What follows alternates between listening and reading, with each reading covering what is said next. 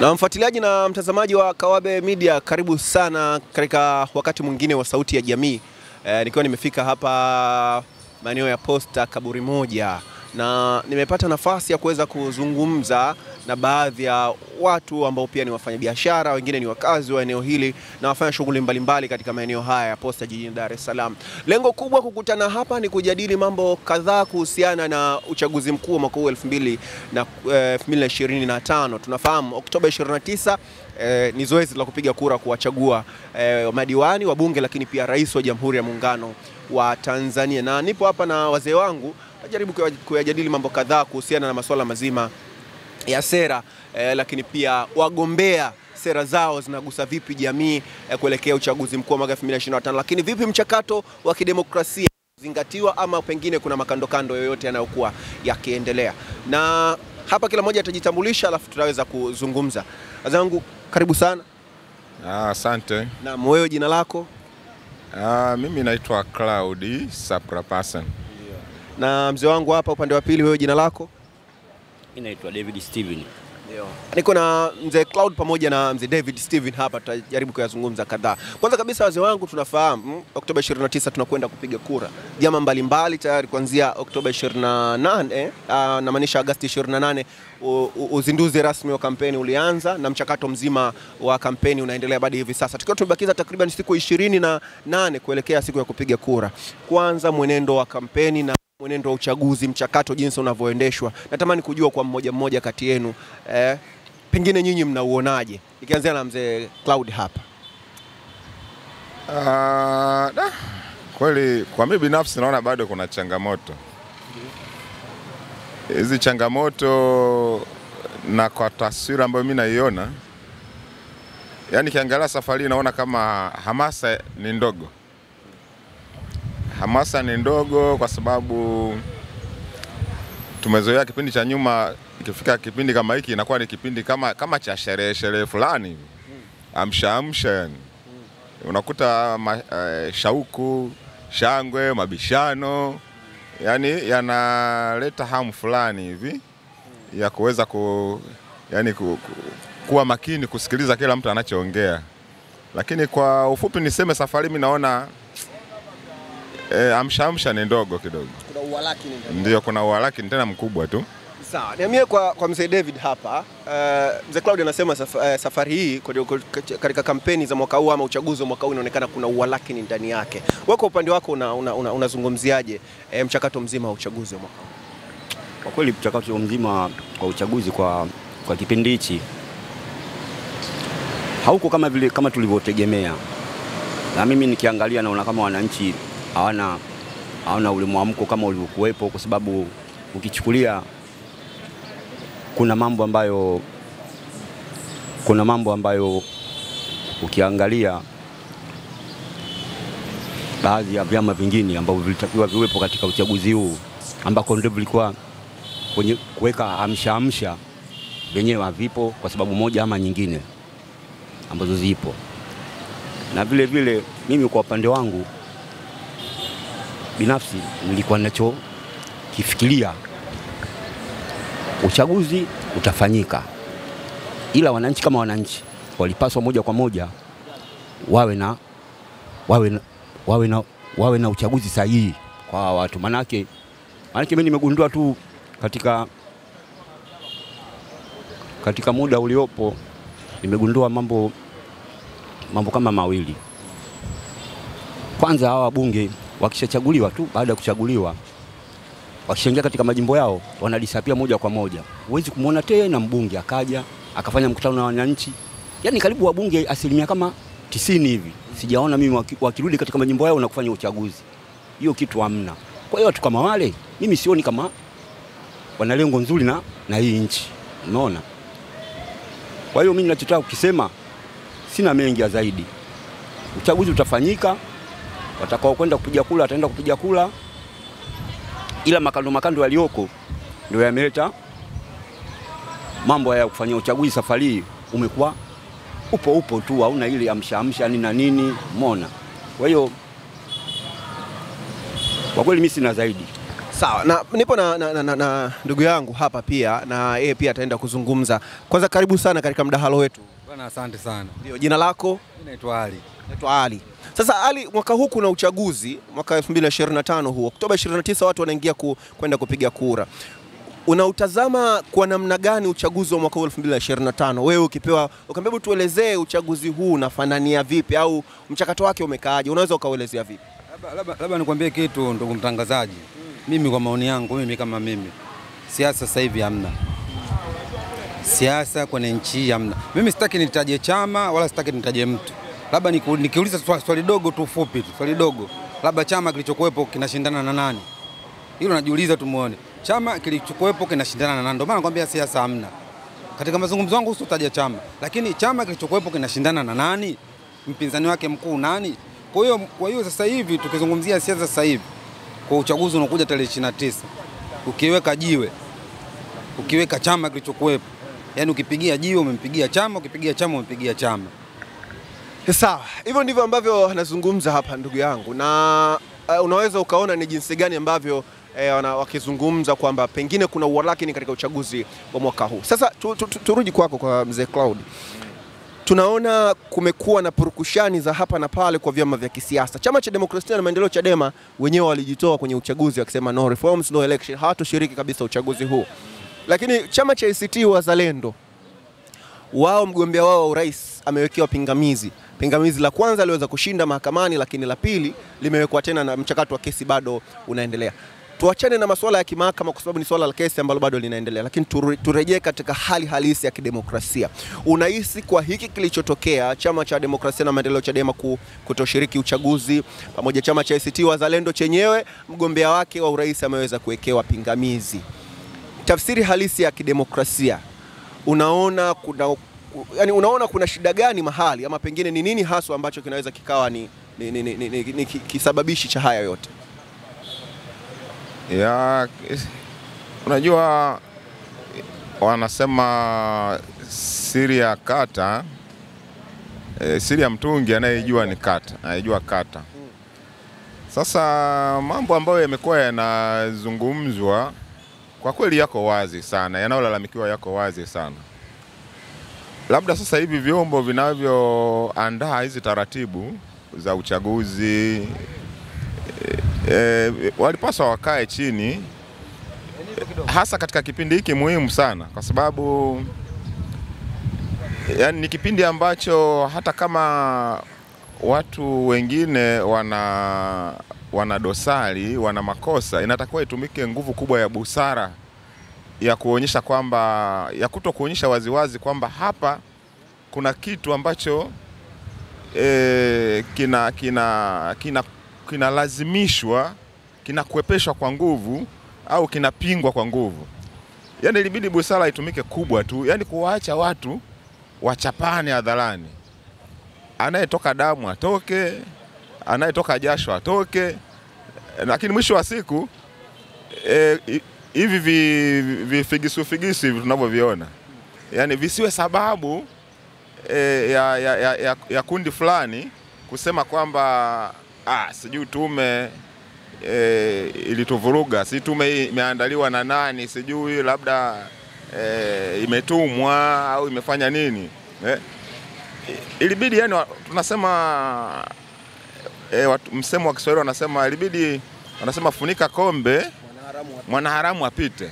Yani ilibidi ile kombe lifunikwe ili kwanza huyu mwanaharamu apite, alafu baada ya kupita sasa mambo mengine yajadilike. Unadhani kipi ambacho kingeweza kufanywa pengine bora zaidi ya hichi kilichofanyika ili kuweka usawa? Kitu gani kingetakiwa kifanyike ambacho kingekuwa bora kuliko ya hiki kilichofanywa na kilichotokea? Kitu kikubwa kwanza ni maridhiano.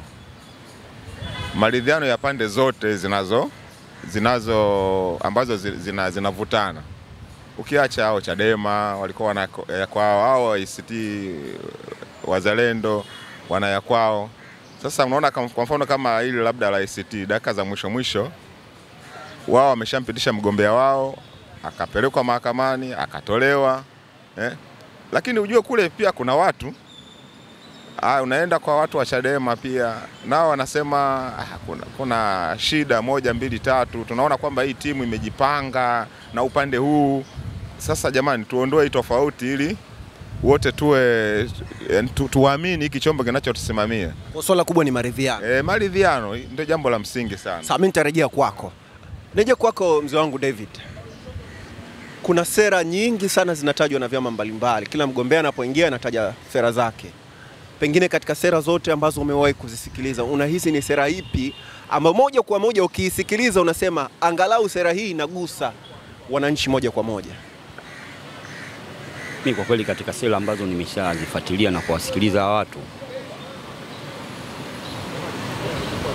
labda tu ninachosema ni kwamba kama kawaida huwa wanaahidi vitu upande wa vyama hivi vingine vidogo vidogo, unaona, upande wa vyama hivi hata vyama vikubwa. Sawa, kwa sababu kila mtu kwenye ushindani anapambana kivyake anapoweza, anatumia mbinu anazozijua mwenyewe, umeona. Lakini kusema ukweli mimi nabakia pale pale kama nilivyozungumza mwanzo kwamba wananchi wanachotakiwa kufanya sasa hivi ni kuendana na wakati na kufanya kitu sahihi kwa wale watu ambao watakuwa na faida nao, sababu vinginevyo mnamchagua mtu ana faida na nyinyi, amekaa katika jimbo lenu katika kipindi chote, lakini mwisho wa siku baada ya kuingia tu bungeni pale, mtu aji akasikiza shida zenu, aji akafanya mikutano kujua labda kuna mambo gani ya kuboresha, anajichimbia moja kwa moja mpaka ikifika uchaguzi ndio unamwona anakuja anaanza nani. Kwa hiyo watu kama hawa hana faida na sisi. Tunachotakiwa tutengeneze kitu ambacho kitakuwa na faida na sisi. Kwa hiyo ndio hilo tu, kwa wananchi wafanye uchaguzi sahihi, ndio mimi nilichopa. Lakini mambo mengine haya tafanya kuzungumza nini, lakini naacha kama yalivyo. Sasa hivi wakati ambao tunaendelea na kujiandaa na uchaguzi, kuna baadhi ya mambo yanasikika chini katika siku hii ya uchaguzi. Vijana kupitia mitandao ya kijamii kama kuna hali fulani ya kuhamasisha uwepo wa maandamano, ambao wengi wakisema badala ya kwenda kupiga kura wataingia barabarani na kuweza kuandamana. Ni mambo yanayoendelea katika mitandao ya kijamii. Swala hili ukilichukulia kwa mizania ya kutulia akili, unaweza ukaliona pia lina mantiki kwa namna moja ama nyingine, kwa sababu linagusa hali ya usalama wa taifa moja kwa moja. Unakwenda Oktoba 29, wengine wanajiandaa kwa ajili ya maandamano. Wewe unalizungumziaje swala hili? Ngoja nikwambie kitu ndugu mtangazaji. Toka mwaka 61 wa uhuru. Toka mwaka 61 wa uhuru mpaka sasa hivi tunachozungumza, wananchi wanalalamika, na wanalalamika wana mantiki ya kulalamika. Tukizungumzia kwa mfano mdogo tu, nitakuja kwenye maandamano. Tukizungumzia mfano mdogo tu, mtu anafiwa, hela kumnunulia panado ndugu yake hospitali hana, alafu mwisho wa siku mtu anafariki. Aiza sijajua tuseme kwa uwezo wa Mungu mtu anafariki, panado tu hela kumnunulia panado kashindwa, alafu mwisho wa siku unamletea bili milioni 5 anadaiwa milioni 5. Mtu anaenda hospitali dawa hamna. Sasa Waislamu sisi kuna vitu vitatu. Kuna kukasirika, kwanza kusema. Unasema, ukiona ovu unasema, unazungumza kwa hekima, unazungumza bwana ili 1 2 3. Ukiona katika swala kuzungumza hajafika, unafoka, unakemea kidogo. Unatumia nguvu. Tatu, unazungumza kihekima, unafoka, unatumia nguvu. Sasa katika masuala ya maandamano kwa wananchi unavyoona, ili kudai haki wanataka kutumia maandamano, lakini mimi sioni kama maandamano sio njia sahihi. Maandamano imeruhusiwa kwenye katiba hapo, kwa nini mzuie? Sasa yeye yule kwa jinsi anavyoona, ili nipate haki nifanye maandamano. Mimi labda nachowashauri kitu kimoja, serikali wafanye vile wananchi wanavyotaka. Kaka, mimi tunazungumza, hali imebadilika kabisa, lakini hata wao tutaenda kwenye uchaguzi. Wataona wameshinda, lakini tunapokwendea kaka sio pazuri. Kwenye siasa nchi tunapokwendea sio pazuri kabisa. Swala hospitali naumiza sana watu. Unaumia na vitu viwili. Ndugu yako kafa, alafu unaambiwa utoe milioni 5. Lakini mgombea wa Chama cha Mapinduzi Daktari Samia Suluhu Hassan amezungumza kwamba katika siku 100 za kwanza moja katika kitu atakwenda kufanya kazi ni hilo. Lakini ukiachana na huyo, Salum Mwalimu pia amekuwa akilizungumza hilo, mgombea wa nafasi ya urais kupitia chama cha Umma. naye pia amezungumza kwamba wataenda kuyashughulikia. Pengine unahisi ahadi hizi wanazozitoa ukilinganisha, kwa mfano Chama cha Mapinduzi kilikuwepo madarakani na mara kadhaa matamko kadhaa yashawahi kutolewa kuhusiana na hili, wewe kwa upande wako unachukulia ile ahadi inayotolewa kwa upande upi, kwamba ni sawa ahadi inayotolewa itakwenda kutekelezwa, au unahisi kutakuwa na delayment yoyote wakati ambapo atakapoingia madarakani? Mimi kwa upande wangu nachozungumza, kwa sababu ahadi zimeanza kutolewa miaka mingi iliyopita na chama kilichoko madarakani. Lakini tukizungumzia katika ahadi, labda tufanye katika kuna ahadi 100 mfano wametoa, inawezekana wasitekeleze hata moja, wakatekeleza moja wao walipopata madarakani. Kwa nini wasikae pembeni tuwaone watu wengine nao wakiingia katika madaraka hayo, tuone watatekeleza hiyo ahadi? Kwa sababu hawatekelezi. Mimi nakwambia kaka, ngoja nikwambie kitu kimoja. Mimi nakwambia, umeona ile swala la kuzungumza, ile swala linaumiza sana watu vichwa la maiti. Mimi mwenyewe ni mwanga mmoja wapo, rafiki yangu mimi alifiwa na dada yake hospitali fulani. Sisi tumeenda tunatoka bili karibia milioni 3. Hatuna. Tunatoka nje tunachangishana. Jamani, tunachangishana takiwa milioni 3 nani tupate maiti. Unachangishana siku 3 mfululizo, mnapata 30,000 au 40,000. Siku 3. Sasa kwa hili umetoa ahadi sana. Na labda nirudi nyuma nikwambie kitu kimoja kaka, mtangazaji. Ili swala umeona mna nini? Kwa nafikiri watapita. Watapita kwa sababu hamna mtu anashindana naye. Lakini nakwambia kwa hili la maiti, ngoja tuone, Mungu anajua. Hakuna utekelezaji. Mimi nakwambia hakuna. Vile vile itakuwepo. Sawa. Tukijaribu kuzungumza kwa undani na kuyatazama jinsi mambo yanavyokwenda, tunagundua moja katika sehemu kubwa sana ambayo inazungumzwa ni ajira.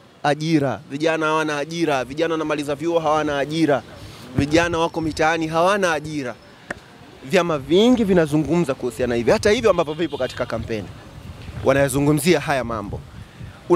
Unadhani sekta ya ajira inahitaji itiliwe mkazo kiasi gani, hususan kwa hawa wagombea ambao wao wanajinasibu kwamba watakapoingia madarakani watahakikisha kwamba swala la ajira litakuwepo? Nianzie kwa upande wako mzee wangu. Kwa kweli swala la ajira limekuwa ni donda sugu sasa hivi. Kwa kipindi kirefu sana. Na kila mtu alivyokuwa anaingia madarakani, ile pale ameona kama ndio silaha yake kubwa katika kunadi sera zake na kutaka kula. Ona. Isipokuwa kiuhalisia tukiliangalia alijafanywa kazi kabisa, mimi ninavyosema. Sababu vijana wengi sana wapo mtaani na kila baada ya muda vijana wana graduate, wengine wanapata yani wengi.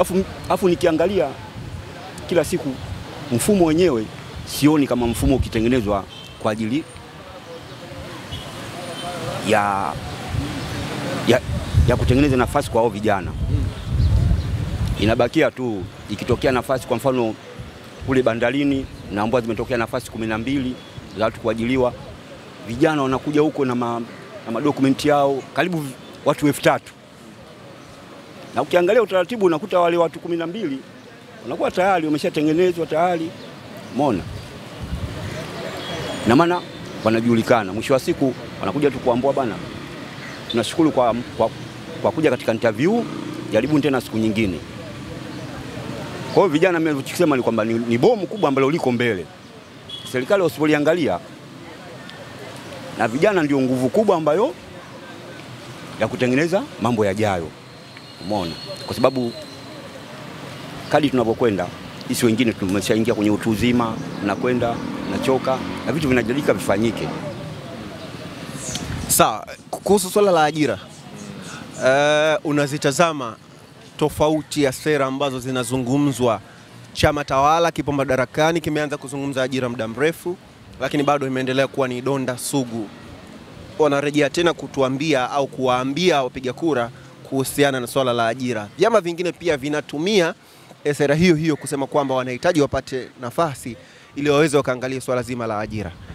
Unavyofikiria inaweza ikawa ni ngumu au rahisi kiasi gani kwa vyama hivi kutekeleza sera ya ajira, ukilinganisha pia na chama, ukalinganisha pia na swala zima la hawa watu ambao wamekuwa madarakani au chama ambacho kimekuwa madarakani?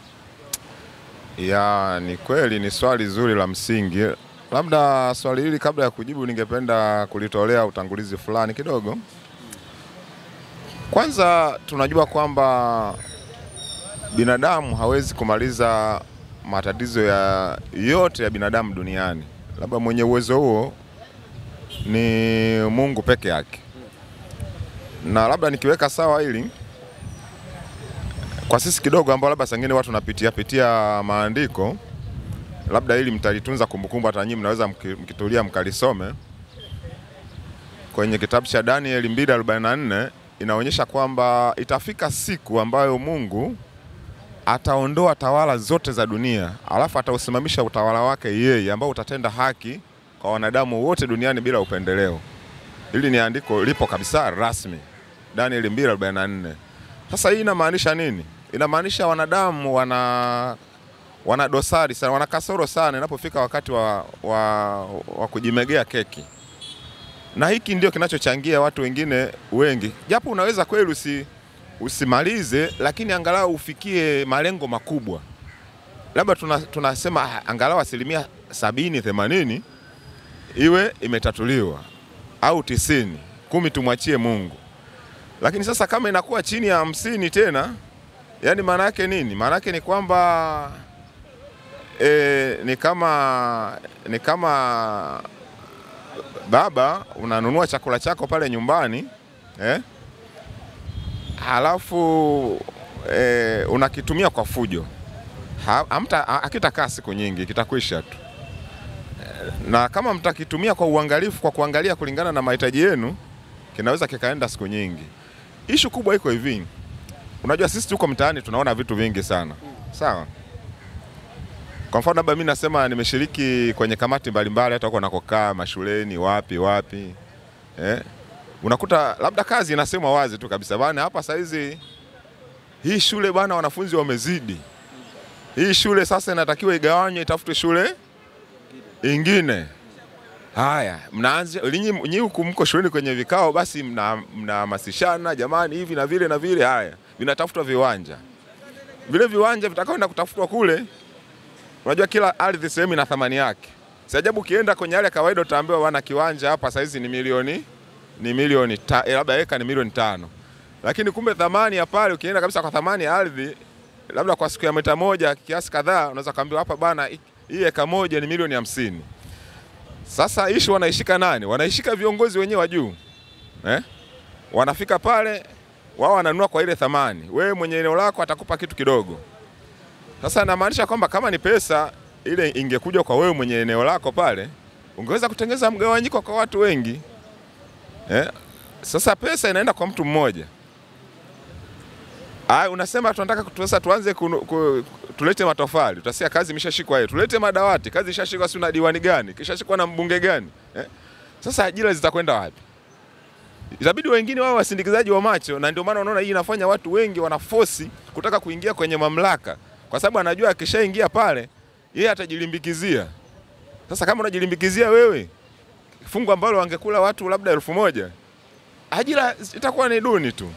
Kwa maana hiyo serikali ya CCM bado ina kazi kubwa ya kufanya kwenye swala zima la ajira na la rasilimali, mgawanyo wa rasilimali ili kila mmoja aweze kunufaika na ajira. Jambo kubwa mara nyingi linalofelisha huwa ni mgawanyo wa rasilimali na ubinafsi. Lakini unakuta changamoto nyingi kama zingeweza yani kufuatiliwa kwa uangalifu mkubwa, rasilimali ingeweza kuwatosha watu wengi sana, hata kama sio kumaliza kero zote. Unajua iko hivi, labda nikupe mfano mwingine. Hata wanasema dunia hii unakuta ina majanga kama vita vile, sawa? Lakini watafiti wanakuambiaje? Kama duniani zingekuwa zitengenezwe, lakini pesa mtu yuko tayari kwenda kulimbikiza kutengeneza lidege limoja la hatari natumia mpaka bei kadhaa. Wakati kuna mtu hapo Ethiopia anakufa na njaa. Sasa ni vitu kama hivyo tu. Na sawa sawa na kwenye ajira pia. Kuna watu wanataka kujilimbikizia wao vingi, hawataki kuwafanya wengine pia wapate. Na hasa wale wanaoshika madaraka. Kwa hiyo hii ni sababu, ni changamoto mojawapo ambayo kama mimi binafsi naiona. Tunaendelea kuyajadili mambo hapa kadha wa kadha, na bado tunayo nafasi ya kuendelea kujadili, na tunaangalia namna gani ambavyo tunaweza pia tukaendelea kujadili mambo mengine. Sasa ukiachana na masuala mazima ya ajira, kuna swala zima la rushwa pamoja na ufisadi. Hili ni moja kati ya masuala ambayo ni nyeti na yamekuwa yakizungumzwa sana. Kila mtu, kila mgombea anapozungumza, anapopanda katika majukwaa, wanazungumza nitakomesha rushwa, nitakomesha ufisadi, nitakomesha rushwa, nitakomesha ufisadi, nitakomesha rushwa, nitakomesha ufisadi. Ufisadi na rushwa pengine ni moja kati ya ajenda muhimu ambazo zinatakiwa zizingatiwe sana katika kipindi hicho cha uchaguzi. Labda mimi niseme kitu kimoja. Mimi kabla sijaja huko kwenye ufisadi na rushwa, mimi kuna jambo mlizungumza lililopita hapa kidogo linigusa. Ndio. Nitakuja kidogo, nitagusa kidogo, nitakuja kwenye ajira kwenye ufisadi na rushwa. Labda nataka niligusie kidogo ile swala la ajira. Kaka, kuna kitu kimoja mimi kinachoniuma, wanakuambia hivi usitegemee serikali. Yaani mtu akikwambia usitegemee serikali, sasa wanakuambia usimtegemee baba yako. Sasa baba yako akuzaa, utamtegemea nani? Serikali, mimi kama baba yangu tuseme wa pili, mimi nasoma ili nipate ajira. Nasoma ili nipate ajira. Kama mtu anakuambia usitegemee serikali, nisipotegemea serikali nimtegemee nani? Mimi nasoma kwa ajili ya kupata ajira. Basi wazazi tungesomesha sisi. Nasoma kwa ajili ya kupata ajira. Mwisho wa siku mtu anakuambia usimtegemee serikali. Ukiniambia nisimtegemee serikali, unakuwa kama unaniambia mimi nisimtegemee mzazi wangu. Swala la ajira. Lakini tukizungumza katika swala ajira ipo. Ajira zipo kaka. Kuna mtu mmoja alipita hapa, mwamba mmoja alipita, angalau naye alikuwa na matatizo yake, lakini yule mimi nasema aliweka mambo sawa, aliwakomesha watu. Lakini yule mwamba naweza kuzungumza angalau mwamba Mwenyezi Mungu, yule naye katika kundi hilo namweka. Yule mwamba kapita, mambo yale yamerudi. Lakini ajira zipo. Kama ukitaka kuhakikisha ajira zipo, hamna, mbona wao wanapata? Hilo ndio ujiulize, wao mbona wanapata? Na unakuta wao katika shule unakuta wao hawajaperform. Kuna watu wameperform vizuri, watoto wa kimaskini. Watoto wa wakulima wameperform vizuri, mtu kasoma vizuri, lakini ajira hana. Wao walimu zao za ujanja tukatoka huko kapita huko kapata ajira. Na ndio maana mimi na hakika ajira zipo kwa sababu wao wanapata. Wao wanazipataje? Wanazipataje kama hamna ajira? Hawatangazi ajira, lakini wao wanapata, wanazipataje? Kwa hiyo ukitaka kupata ajira nchi hii, kwa sababu wao wameshika mapini, ukitaka kupata ajira nchi hii, ukiwa tuna kimemo tu unapata ajira. Lakini mwenzangu na mimi mtoto wa mkulima, yaani kimemo ni nini? Kimemo ni karatasi fulani. Yaani hiyo sana. Huyu bwana mpe kwetu. Hamna bwana mtafuti, hamna tabu bwana. Nenda kesho uje, anapata kesho. Kwa nini kapata? Lakini ukiangalia performance yake ya shule, unakuta yule mtoto ambaye alosoma huko wapi Madenge wapi yuko vizuri, lakini hajapata ajira. Lakini tuzungumze katika ajira zipo wanapata. Kwa hiyo hawa wanaoahidi kwamba tutatoa ajira hawa nini wakifanya sasa kwenye hilo, kwamba ajira zipo na umezungumza kwamba ajira zipo. Sasa kwa nini wanazungumza tutatoa ajira? Wapi hawa wagombea sasa hawa? Wao wanasema kumekuwa na changamoto ya ukosefu wa ajira. Sawa? Na wanazungumza katika mada zao. Sasa itakuwaje? Kwa nini wao wanasema ajira zipo, lakini wao wanatuambia bado kuna ukosefu wa ajira? Wewe unahisi ni kwa nini? Tukizungumzia katika vyama vya upinzani, kwa sababu mimi nasema katika chama kilichokuwa chama tawala wamelishindwa swala hilo la ajira. Tukizungumzia katika swala vyama vya upinzani, labda umeona kuna fursa fulani ambao wakiipata watawapa watu ajira, kwa sababu miaka mingapi wapo watu wanalalamika, kila miaka watu wanasoma wanamaliza, wao wanapata, au mbona kwa nini wapate? Lakini tukizungumza katika vyama vya upinzani, wao wameona hapa kuna sehemu ambao wanaweza kuitekenya wakapata ajira. Sawa, wanazungumza kasi kwa ajira kila siku. Kaka, ngwambie kitu, mimi kuna vitu vinaniuma sana katika nchi hii ambao wafanyiki wanazidi kuzungumzia kila siku. Zile mtu unakuja kuzungumzia sasa hivi labda swala la maji, mfano umeme. Kweli nyakati hizo kuzungumza swala la maji na umeme, nyakati hii ya kuzungumza dawa hospitalini hamna, nyakati hii ya kuzungumza mtu kafiwa na ndugu yake unamnyima mwili kwa ajili hana milioni 3. Hivyo vitu vingopo, baba mchukue mwili wako, mchukue mtu wako. Unaenda hospitali unapata dawa, unaenda hospitali wallahi unaambiwa kuna dawa unaambiwa kanunue. Mtu ana bima na dawa anaambiwa kanunue, unaambiwa bima yako itoshelezi. Tutarejea kwenye swala la bima. Tuzungumze swala la rushwa na ufisadi, alafu baadaye tutazungumza kuhusiana na swala la bima kwa wote, ambao pia imeonekana ni hoja ambayo inazungumzwa sana na vyama vingi vya siasa hapa nchini. Kutokana na swala, nikizungumzia ile swala la rushwa katika nchi. Mimi nasema donda ndugu. Swala la rushwa, donda ndugu. Tunaona mababarani masuala ya rushwa. Tunaona kuna rushwa aina nyingi. Kuna rushwa za ngono, dada zetu wapate ajira. Ndio kama ninavyorudi nyuma kwambia ajira zipo, dada zetu wapate ajira. Sio kutaka mimi dada zetu wapate ajira mpaka atoe mwili. Hiyo ni rushwa ngono, anapewa ajira. Sasa kwa nini usimwambie ajira hamna? Lakini kunamuona Mwenyezi Mungu labda kamuumba fulani, unajua huyu kuna kitu fulani napaka, nitampa ajira. Lakini tukizungumzia swala la rushwa, swala la rushwa kaka haliwezi kupotea katika nchi hii. Swala la rushwa katika nchi haiwezi kupotea. Tunaona nchi swala la rushwa kupotea haiwezekani kabisa kabisa. Kabisa kutokana na mfumo wetu wa serikali jinsi ulivyo. Sawa, sasa tunatamani tumalizie hili kwa kuangazia swala zima la bima ya afya kwa wote. Tunafahamu bima imekuwa ni moja kati ya kitu ambacho kinapigiwa kelele kwa miaka na miaka. Watu wengi wamekuwa wanashindwa kukidhi gharama za matibabu na mkombozi ameonekana ni bima ya afya. Serikali imewahi kuahidi kwamba itakuja na mfumo wa bima ya afya kwa wote, swala ambalo kila siku lilikuwa likiendelea kwamba lipo kwenye mchakato. Kwa tunavyoziona siasa za sasa hivi na wagombea wakitoa sera hizo, ni ngumu ama ni rahisi kiasi gani kuweza kulitimiza swala la bima ya afya kwa wote ambalo ndilo linazungumzwa sana? Pia ukiachana na masuala mengine ambayo yametajwa hapo, bima ya afya inawezekana? Mimi nasema hivi kwenye swala la bima ya afya. Bima ya afya, ili bima ya afya ifanye kazi, basi vile vitu ambavyo wanataji wagonjwa hospitali viwepo. Siwepo dawa, viwepo nini, vitu vyote vifaa tiba hospitali viwepo. Sasa mtu unamkatia bima ya afya, anaenda hospitali, anaonyesha bima, dawa hamna. Sasa bima ya afya ina kazi gani? Hapo tena inakuwa bima ya afya haina kazi. Dawa hospitali hamna, afu mtu ana bima ya afya. Yaani kaka, siwaambii watu wasikate bima. Aheri mara 100 uwe na hela yako ndio hospitali ukatibiwe kuliko kuwa na bima kaka. Sasa unalizungumziaje msongo swala la bima ya afya kwa wote ambalo linazungumzwa sana?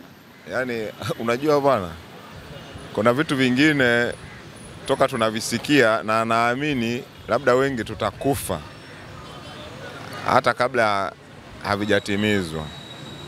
Labda atokee mwamba mwenye ubavu kweli kweli wa kufanya hilo. Sio kwamba ni kitu kinachoshindikana, ni kitu kinachowezekana, ila kwa mifumo yetu hii ilivyo tunaona bado ni ngumu sana.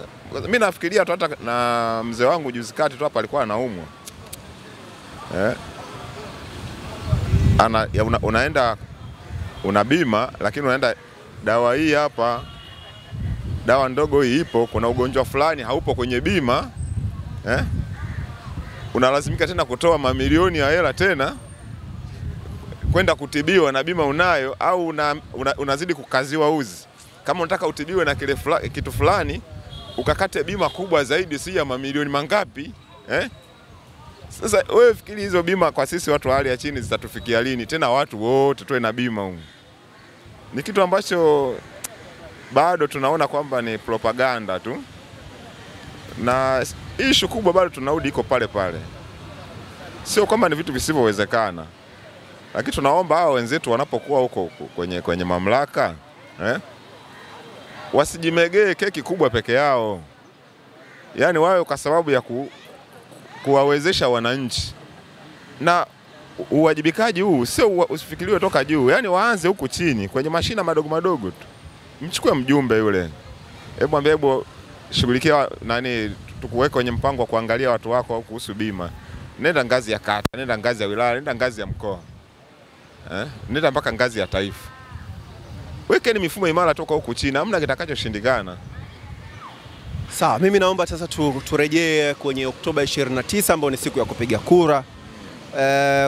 Nitajaribu kuchukua maoni yenu mmoja mmoja, nielezee Oktoba 29 wapiga kura wakafanye nini? Wakafanye kitu gani? Tunajua wanaenda kupiga kura, lakini wanapotoka nyumbani kwake anakwenda kupiga kura, nini kiwe akilini kwake wakati anaenda kupiga kura kwenye tumalizie kwa hilo. Labda mimi nikisema ukweli kabisa kutoka moyoni, kwanza hilo nisingependa kumshauri yoyote yule, kwa sababu nitakachokifanya mimi najua mimi mwenyewe. Sasa kila mtu atafanya tu vile atakavyoona tu ni mapendezi yake na kile kinachomgusa moyoni, na mimi najua kwenye akili yangu tayari nimeshapangilia nini. Kwa hiyo kwa kweli sipendi kumzungumzia mtu yoyote kwa hilo. Sawa, mzee wangu, wewe kwa upande wako, mtu anapokwenda kupiga kura nini akakifanya, pengine vitu gani avizingatie wakati anakwenda kupiga kura? Swali lako zuri, lakini gumu, limekaa kama mtego fulani hivi. Yaani usipokuwa makini na swali lako unakuta unaingia kichwa miguu miwili. Swali lako limekaa kimtego mtego. Sasa usipotumia kichwa kidogo unaweza kujikuta unazungumza mambo alafu kaambia bwana hebu njoo huko kidogo, ingia chumba namba 8, unaambia ingia kuna chumba namba 8. Unaingia unaambiwa hebu mbona umetamka, hebu ingia chumba namba 8 kidogo utusaidie. Labda mimi nikizungumza swala la kupiga kula, simshauri mtu asiende kupiga kula wala simwambie mtu asiende kupiga kula. Yeye kwa mtazamo wake jinsi anavyoona. Lakini kaka, kwa mtazamo wa wengi kutokana na nchi inavyokwenda, kaka, watu wanataka reform.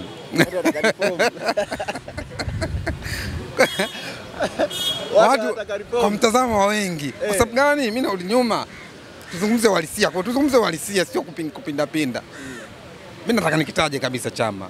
Mimi nasema CCM anashindana na chama gani? Yaani kusema chama ambacho kina unapoingia upate umeona samani kidogo na kwenye michezo. Umeona jana juzi nani alipopata changamoto nani? Yanga. Mpira unatakiwa uwe vile. Pia siasa inatakiwa iwe vile. Upate changamoto. Sasa unakuta sometimes unampeleka mtu bungeni, ana experience ya bunge, ajui ajenge vipi hoja, unampeleka bungeni. Hivi kweli tutafika tunapotaka? Kwa hiyo katika swala la kula nchi wengi sana nani. Bwana, asante sana. Tulikuwa na mjadala mzuri kabisa hapa. Alikuwa na mzee wangu Cloud, lakini pia nilikuwa na Ali.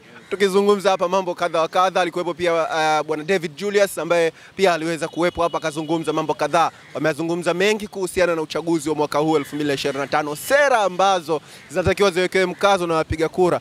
Lakini ndugu yangu hapa anasema kwenye swala kupiga kura hawezi kumshauri yoyote, kila mmoja akafanya anachokitaka. Lakini kaka yangu Ali yeye anasema watu wanataka reforms. Hii ndio maana ya Sauti ya Jamii, tukikuletea yote yanayotokea katika jamii inachukuliaje mambo kadha wa kadha ambayo yanakwenda kuamua mustakabali wa maisha yao. La kwangu jina ni Salumu Amani, ulikuwa na mimi hapa katika Kawabe Media Sauti ya Jamii. Leo tukiangazia uchaguzi mkuu 2025 pamoja na sera za wanasiasa. Hadi wakati mwingine, usiache kusubscribe channel yetu hapo YouTube uwe wa kwanza kupata matukio yote tunayokuletea hapa. Asante na kwaheri.